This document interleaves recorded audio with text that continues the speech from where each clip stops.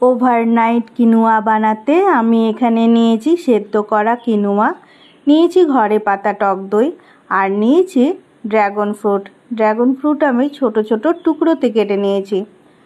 আর এমন ঝরঝরে কিনোয়া বানাতে আমি প্রথমে কিনোয়াকে ভালোভাবে ধুয়ে নিয়েছিলাম, তারপরে সারা রাত্রি জলে ভিজিয়ে রেখেছিলাম।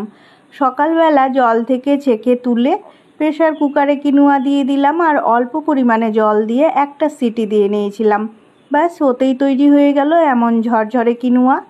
এবার কিনোয়ার মধ্যে আমি ঢেলে দিয়েছি ঘরে পাতা টক দই, অ্যাড করে দিয়েছি ড্রাগন ফ্রুটের টুকরোগুলো, আর ভালোভাবে সব উপকরণকে মিশিয়ে নিয়েছি। উপর দিয়ে ছড়িয়ে দিয়েছি অল্প একটু গ্রেট করা কোকোনাট, যাতে টেস্টটা আরও বেশি বেড়ে যায়। ব্যাস তৈরি হয়ে গেল ওভারনাইট কিনোয়া। আমি এনজয় করলাম ব্রেকফাস্টে। এইভাবে আপনারাও ঘরে বানিয়ে নেবেন ওভারনাইট কিনোয়া আর এনজয় করবেন ব্রেকফাস্টে। আমার এই রেসিপি যদি আপনাদের ভালো লেগে থাকে তাহলে লাইক দেবেন, কমেন্ট করবেন আর শেয়ার করে দেবেন বন্ধুদের সাথে।